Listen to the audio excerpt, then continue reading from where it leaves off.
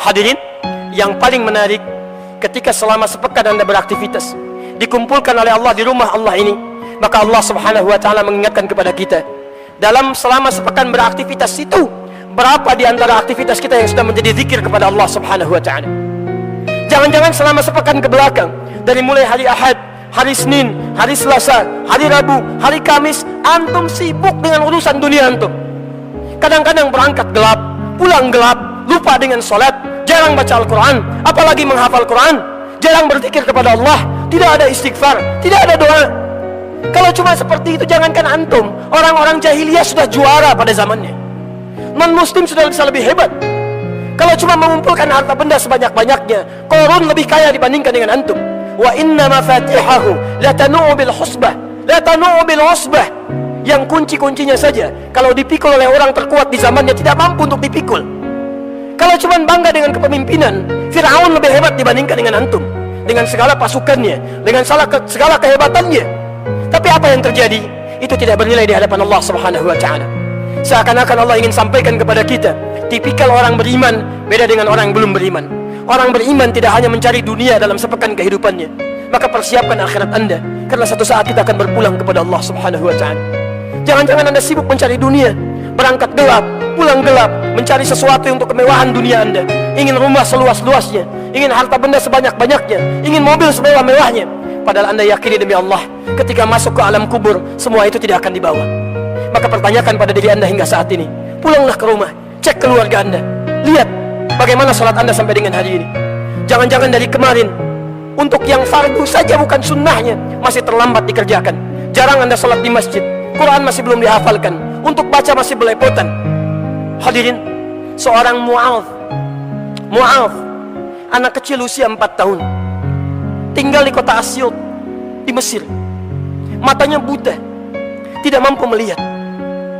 Dia memohon kepada ayahandanya, "Ya abati, Bapak, uridul Quran, saya ingin menghafal Quran."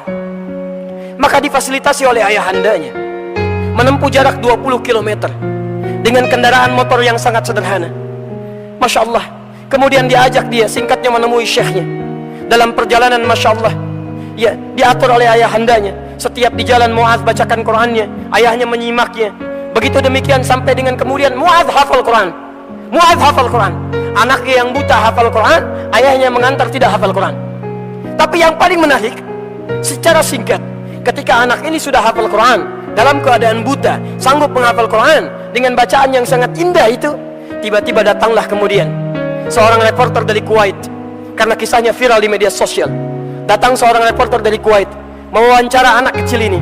Kemudian dia berkata, perhatikan kalimatnya, "Ya Syekh Mu'adh, ya Syekh Mu'adh, jika Anda diperkenankan oleh Allah untuk berdoa saat ini, kemudian doa Anda akan dikabulkan oleh Allah, kira-kira apa yang akan dimintakan oleh Anda kepada Allah Subhanahu wa ta'ala?" Perhatikan kalimatnya, "Wallahi, demi Allah, wallahi, demi Allah, saya sejak mulai menghafal Quran, dalam keadaan mata saya buta ini, sampai dengan saat ini, kalaulah saya diperkenankan untuk bermohon kepada Allah dan dikabulkan, saya akan meminta kepada Allah 2 hal dalam kehidupan saya. Pertama, perhatikan kalimatnya, wallahi, saya akan minta kepada Allah agar Allah terus membutakan mata saya sampai dengan kiamat. Agar Allah terus membutakan mata saya sampai dengan kiamat. Karena dengan buta mata inilah Allah berikan Quran kepada diri saya. Saya takut kalau kemudian mata saya bisa melihat lagi, tiba-tiba mata saya bisa bermaksiat kembali, melihat yang dilarang oleh Allah Subhanahu wa ta'ala, yang dengan itu menghilangkan Al-Quran yang telah saya hafalkan."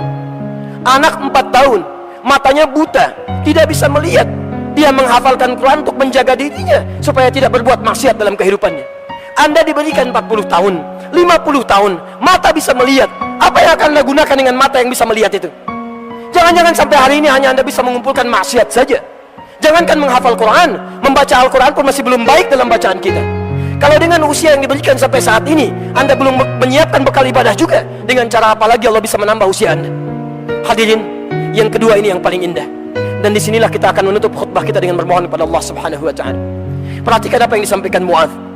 "Wallahi, saya akan bermohon kepada Allah Subhanahu wa ta'ala, jika itu diperkenankan, saat saya datang di hari kiamat nanti, dengan tangan saya bergetar, kaki saya bergetar, dan saya akan menghadap kepada Allah sendirian tanpa ditemani oleh siapapun, termasuk ayah saya yang menemani saya.